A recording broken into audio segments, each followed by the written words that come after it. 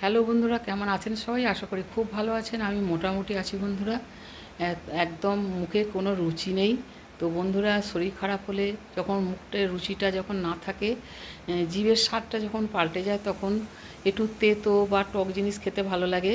তো উচ্ছের বড়া বা আম, নিম পাতা নানা রকম তেতো দিয়ে মুখের ইয়েটা কাটানো যায়, মুখের স্বাদটা পাল্টানো যায়। তো সেই রকমই একটা রেসিপি আজকে আমি করব। তো বন্ধুরা, এই দেখুন, শিউলি পাতা, আমি পাতাটা কেটে ফেলেছি, দেখানো হয়নি।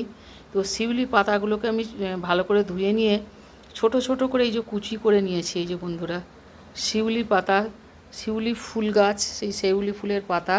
এই পাতা খেলে মুখের স্বাদ পাল্টায়। তাই পাতাটাকে বেটেও খাওয়া যায় মুসুর ডালের সাথে।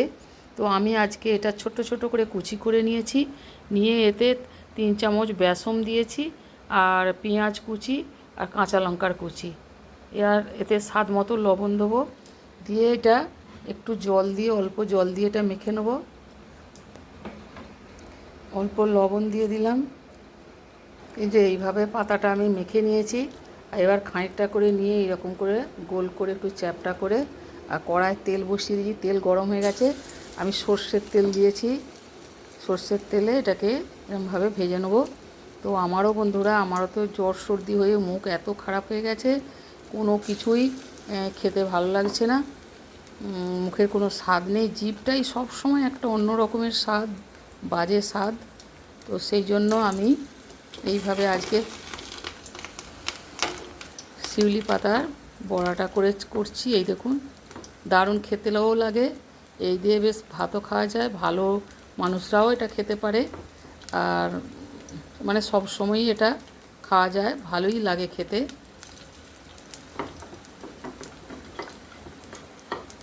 এবার এগুলো উল্টে পাল্টে ভালো করে ভেজে নেবো। সবগুলো দিয়ে দিলাম, সবটা দিয়ে দিলাম। এবার এগুলো উল্টে পাল্টা ভাজবো। এই যে বড়াগুলো সব উল্টে পাল্টে একটু সময় নিয়ে ভেজে নিয়েছি মচমচে করে একদম। এবার বড়াগুলোকে তুলে নেবো। এবার গরম গরম ভাতে এই গরম গরম বড়া দিয়ে দারুণ লাগে বন্ধুরা। অবশ্যই আপনারা করে খেয়ে দেখবেন, আর কত ভালো লাগবে। তো আজকের মতো রাখলাম বন্ধুরা, কেমন লাগলো অবশ্যই জানাবেন। আর ভালো লাগলে অবশ্যই লাইক, শেয়ার, কমেন্ট করতে ভুলবেন না। আর অনেকেই জানেন এই পাতা, আর অনেকে আবার জানেন না। তো অবশ্যই এইভাবে করে খাবেন। আজকের মতো তাহলে রাখছি বন্ধুরা, আবার আসবো অন্য কোনো ভিডিও নিয়ে।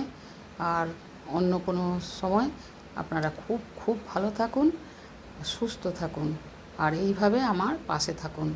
তো আমার পাশে থাকার জন্য আপনাদের অসংখ্য অসংখ্য ধন্যবাদ জানাই। আর বলার আমার ভাষা নেই। এইভাবে আমার সাথে থাকুন। জয় গুরু, জয় মাতারা। আজকের মতো রাখলাম।